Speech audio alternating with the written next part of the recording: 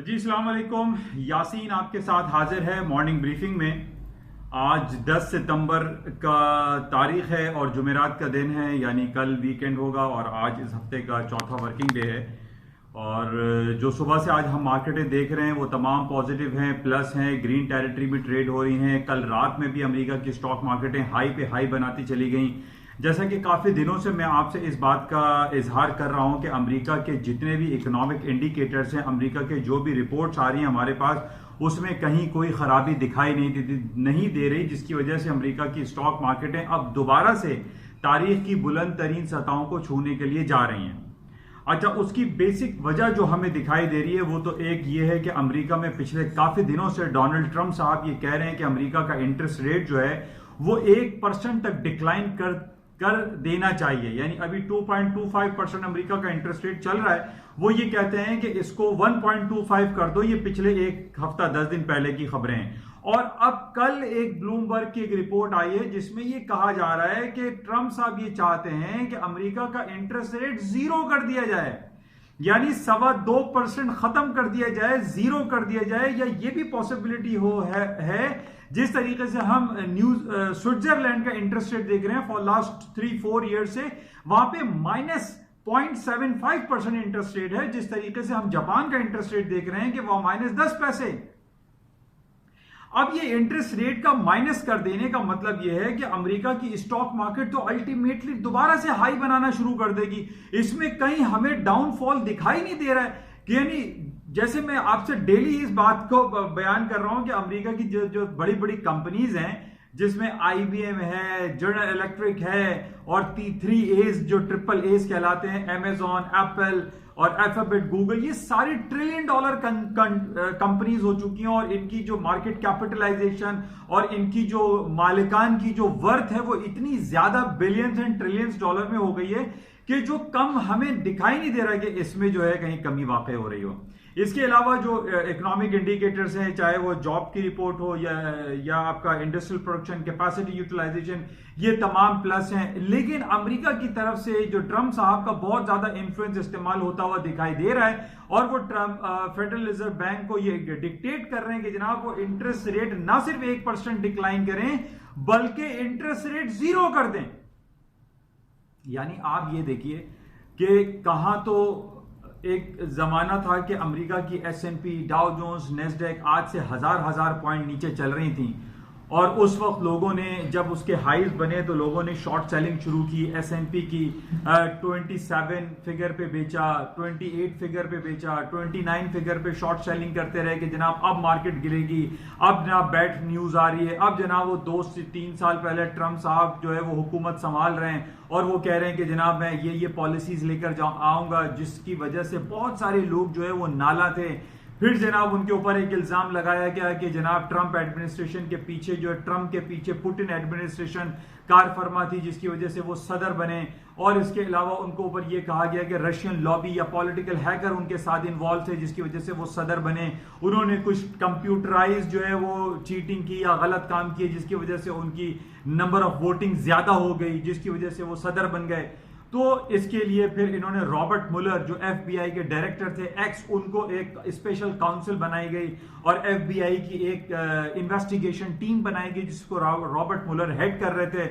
और उनकी तरफ से जब डिफरेंट खबर आना शुरू हुई कि जनाब ट्रंप साहब के 35% जो उनके डियर एंड नियर्स थे वो बिहाइंड द बार हैं, और जनाब उनके ऊपर ये इल्जाम है कि ये ट्रंप साहब के साथ जो है ये इन्वॉल्व रहे और इन्होंने कहीं ना कहीं कोई ना कोई गलत काम किया, जिसकी वजह से आज ट्रंप साहब, जिनकी उम्मीदें नहीं थी 2016 में, हिलरी क्लिंटन की उम्मीद थी कि वो डेमोक्रेट की जो कैंडिडेट थी वो वहां की प्रेसिडेंट बनेगी, लेकिन ऐसा हो ना सका। और अब ये आलम है कि जनाब ट्रंप साहब वहां के सदर हैं और उनके खिलाफ बहुत सारे सिलसिले चल रहे हैं, बहुत सारी कार्रवाइयां हो रही हैं, लेकिन वो सब अंडर द हैंड है, डाउन है। और जनाब वो इन्वेस्टिगेशन जो रॉबर्ट मुलर की थी, और ये कहा जा रहा था कि जनाब रॉबर्ट मुलर की इन्वेस्टिगेशन कंप्लीट होने के बाद उनकी टेस्टिमनी होगी, टेस्टिमनी के बाद जनाब ट्रंप साहब की इंपीचमेंट कॉल हो सकती है और उस पर भी स्टॉक मार्केटें गिर सकती हैं, लेकिन ऐसा नहीं हो रहा है।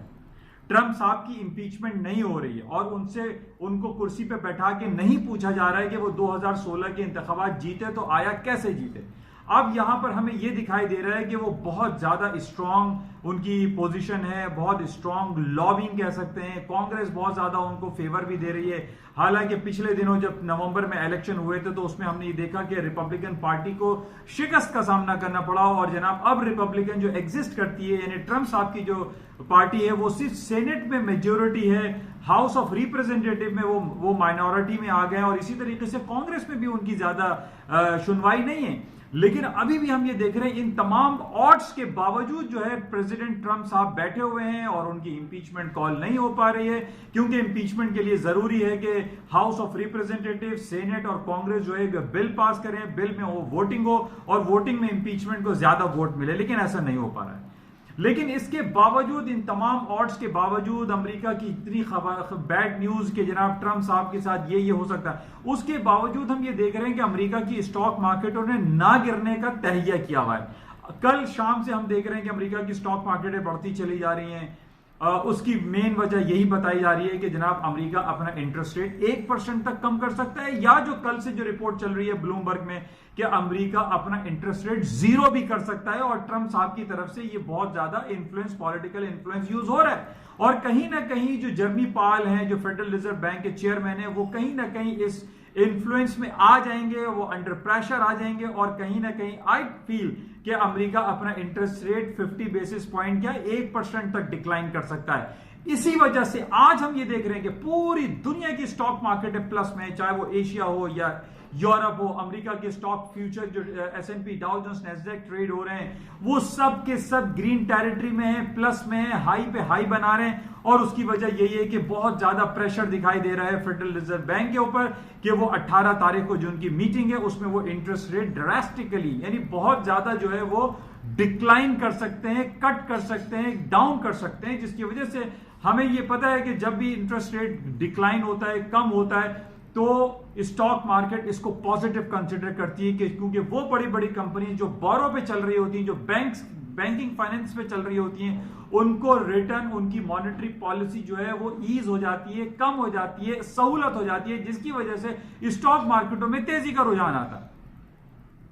अच्छा, ये तो सारी वो बातें चल रही। अच्छा, इसके अलावा जो हम ये खबरें पढ़ रहे हैं कि अमेरिका और चाइना के दरमियान बड़ी तख्त तजारती सिलसिले हैं, billions of trillions of dollar के जो टैक्सेस हैं वो दोनों ममालिक एक दूसरे पे काफी अरसे से लगाते चले आ रहे हैं। लेकिन कल 2-3 दिनों से ये खबर हमारे पास आ रही है कि अमेरिका और चाइना जो दोनों सबसे ज्यादा, देखिए अमेरिका जो है वो एक्सपोर्ट करता है चाइना को फार्म प्रोडक्ट, जिसमें सोयाबीन, व्हीट, कॉर्न, कॉटन, यानी जितनी भी जो पैरिशेबल आइटम है, जो खाने पीने की आइटम है, वो चाइना इंपोर्ट करता है अमेरिका से। और अमेरिका इंपोर्ट करता है वो तो सारी चीजें इंपोर्ट करता है, यानी जो भी चीज हम एक छोटे से पेन से लेके पेन, पेंसिल, रबड़, वो तमाम चीजें जो है वो चाइना एक्सपोर्ट करता है अमेरिका को। और अमेरिका जो है वो बहुत ज्यादा तादाद में, बहुत ज्यादा क्वांटिटी में जो है चाइना से बहुत सारे आइटम है जो कि इंपोर्ट करता है। जैसे मैंने पहले भी आपसे कहा था कि पूरी दुनिया इस वक्त यरगमाल बन चुकी है, सबसे ज्यादा अमेरिका हाईजैक हो चुका है। जब तक वो चाइना के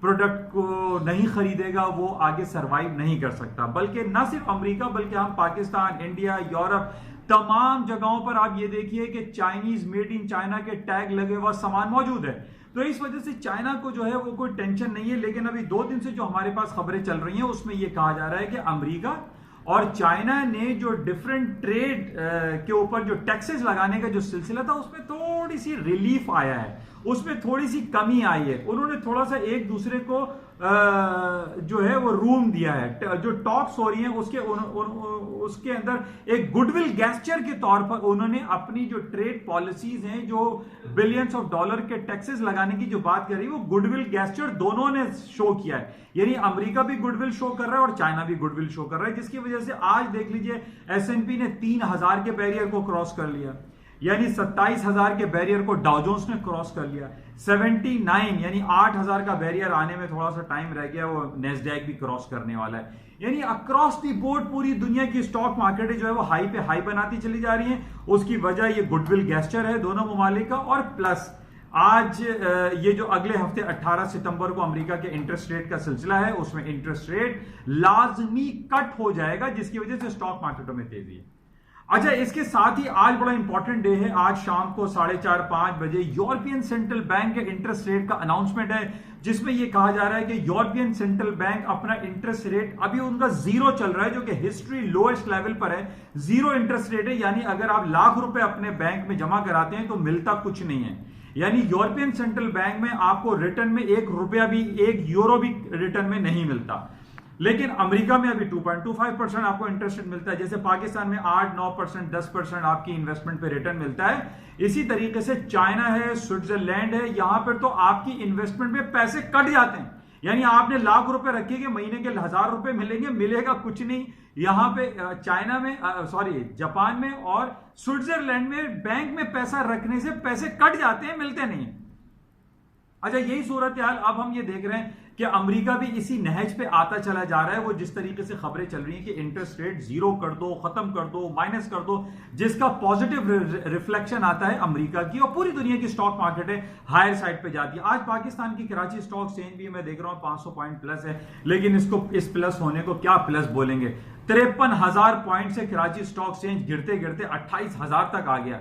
अब इस 53,000 से 28,000 से आज 30-31,000 है। इसको हम क्या बोलेंगे कि पाकिस्तान स्टॉक एक्सचेंज ऊपर जा रही है। बहरहाल पाकिस्तान की स्टॉक एक्सचेंज को ऊपर जाने के लिए पाकिस्तान को भी जरूरी है कि पाकिस्तान का स्टेट बैंक, सेंट्रल बैंक अपने इंटरेस्ट रेट को डिक्लाइन करे, ताकि जो बोरोइंग कॉस्ट है डिफरेंट बड़ी बड़ी कंपनीज की वो रिड्यूस हो चुके, कम हो सके, ताकि स्टॉक मार्केट को हमारे को इंजेक्शन मिल सके और स्टॉक मार्केट पाकिस्तान की KSE इंडेक्स जो है वो प्लस की तरफ जाए। क्योंकि लोगों का यहां पे इंटरेस्ट तो रहा नहीं है। कराची स्टॉक एक्सचेंज में लोगों ने billions of millions of rupees का इन डॉलर्स में लॉस किया, जिसकी वजह से यहां पे इंटरेस्ट रेट खत्म हो गया।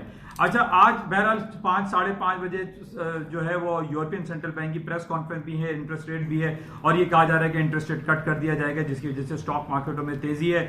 और अब हमें यह देखना है कि इंटरेस्ट रेट आज क्या कट होता है। बहरहाल 5:30 बजे जो प्रेस कॉन्फ्रेंस होगी वो बड़ी इंपॉर्टेंट है।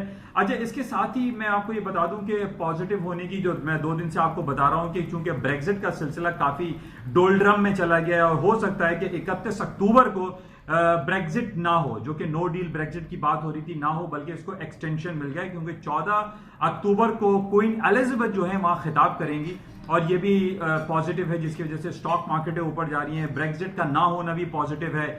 अच्छा, इसके अलावा जो हम ये देख रहे हैं कि गोल्ड की कीमतों में खातिर खा इजाफा, जो पिछले दिनों 1565 दिसंबर कॉन्ट्रैक्ट ने हाई किया था, कल इसने 1490 तक का लो कर दिया फ्यूचर दिसंबर कॉन्ट्रैक्ट ने। लेकिन मैंने आपसे ये कहा है कि 1490 is a very crucial important supporting level, और अगर ये कल जुमा है, मार्केट ने कल 1490 के ऊपर की क्लोजिंग दी, तो गोल्ड की कीमतों में इजाफा होगा। किस बेसिस पे?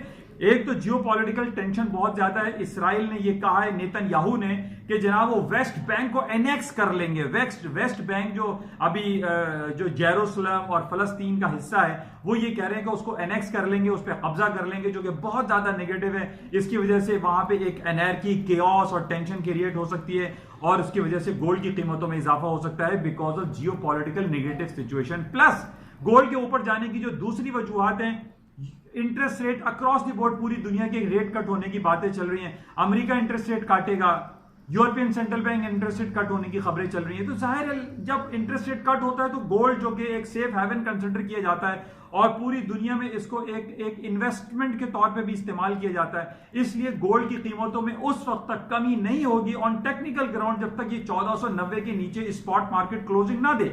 और प्लस जो जियोपॉलिटिकल सिचुएशन है, जो बैड चल रही है, वो उनमें हालात में मतलब बेहतरी नहीं आ जाती, गोल्ड की कीमतें नीचे नहीं आएंगी। पाकिस्तान में भी तकरीबन 90,000 और 1 लाख के दरमियान गोल्ड पर तोला के हिसाब से आ गया है, लेकिन अभी भी ये बाइंग अपॉर्चुनिटी दिखाई देती है कि गोल्ड की कीमतें हायर साइड पे चली जाएंगी।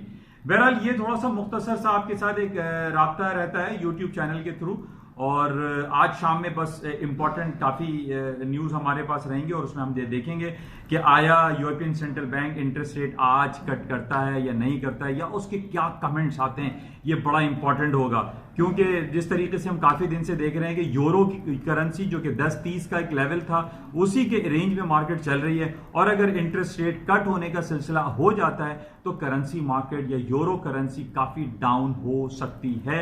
लेकिन मैं आपकी ये दोबारा कहूंगा, जिस तरीके से कल भी मैंने आपसे ये कहा था कि हम लोग रेट चेक करते हैं कि किसका वेटेज किसका ज्यादा है, यूरोपियन सेंट्रल बैंक का वेट ज्यादा है या फेडरल रिजर्व बैंक का ज्यादा है। तो आई सपोज, जो कि मैं अपनी आपको कल मैंने कहा भी था कि यूरोपियन सेंट्रल बैंक का वेट थोड़ा सा कम है, फेडरल रिजर्व बैंक का वेट ज्यादा है। तो अगले हफ्ते जो बुध को 18 तारीख को फेडरल रिजर्व बैंक की जो रिजल्ट है उसका मार्केट ज्यादा इंतजार करेगी, ना कि आज की मार्केट के। बहरहाल आज भी European central bank second largest economy consider की जाती है, इसके रिजल्ट पे भी मार्केट में इफेक्ट आएगा। लेकिन अगला हफ्ता बुध को जो अमेरिका इंटरेस्ट रेट की अनाउंसमेंट करेगा उसकी इंपॉर्टेंस बहुत ज्यादा है। तो बहरहाल इसको हम क्लोजली वॉच करेंगे और देखेंगे कि इस हवाले से मार्केट में क्या डिफरेंट रिपोर्ट्स आती हैं। इंशाल्लाह राब्ते में रहेंगे। और आखिर में मैं आपको जरूर कहूंगा कि इस यूट्यूब चैनल को सब्सक्राइब विद बेल जरूर करें। Thank you.